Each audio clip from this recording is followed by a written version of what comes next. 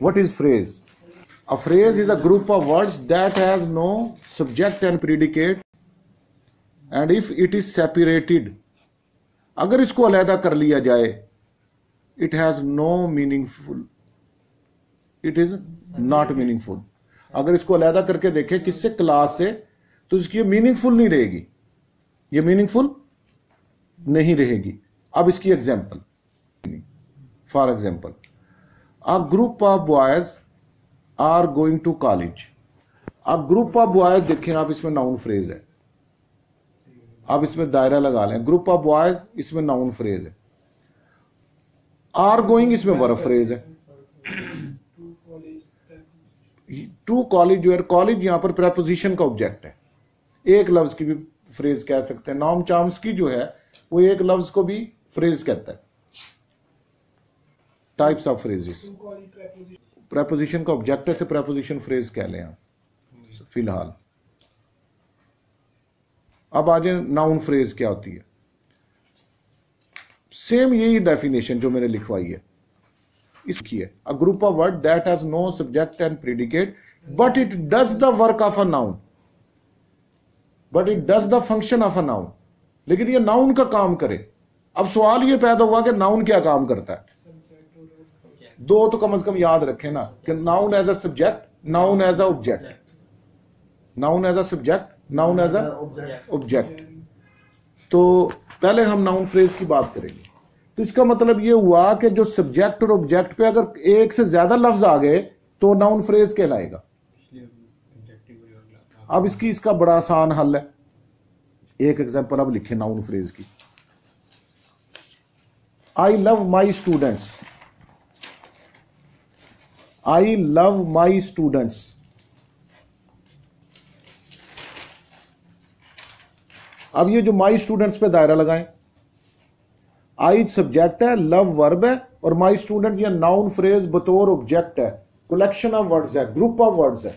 अगर मैं इस जुमले को यूं लिखूं आई लव देम, तो देखो देम किसकी जगह आया, माई नहीं, माई स्टूडेंट्स की जगह आया. इसका मतलब ये हुआ कि देम अगर प्रोनाउन है तो माई स्टूडेंट नाउन है, क्योंकि प्रोनाउन आता ही नाउन की जगह.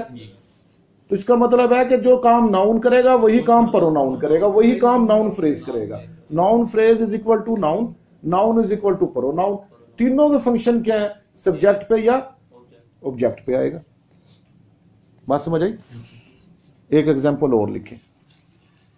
A great leader is making a speech.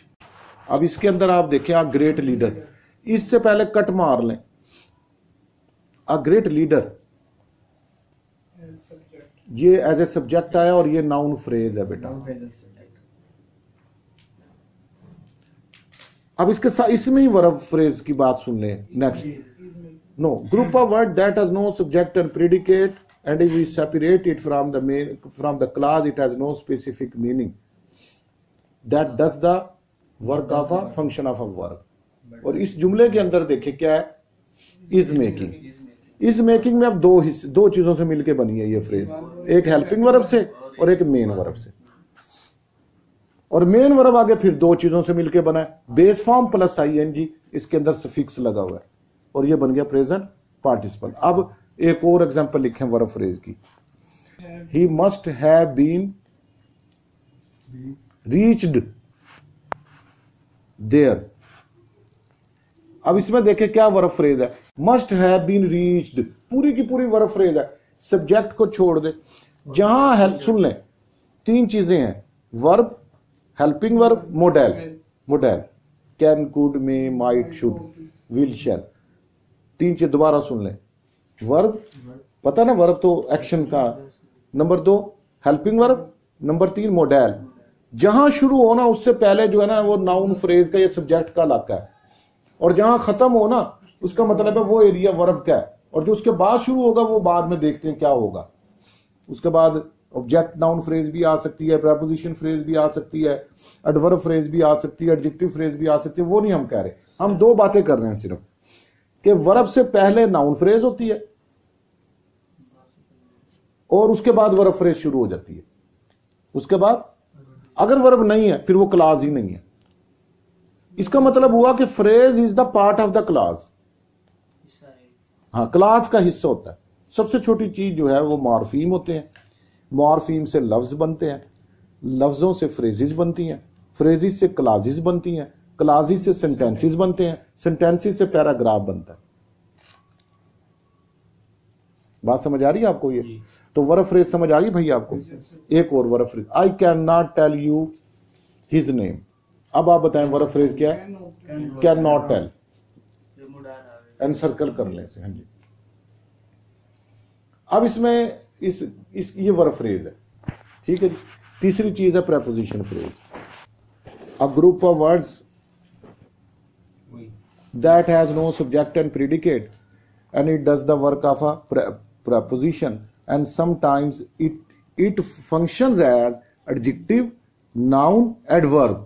preposition phrase तीन चीजों के functions करती है। एडजेक्टिव के तौर पे भी आती है, नाउन के तौर पे भी आती है, एडवर्ब के तौर पर भी आती है।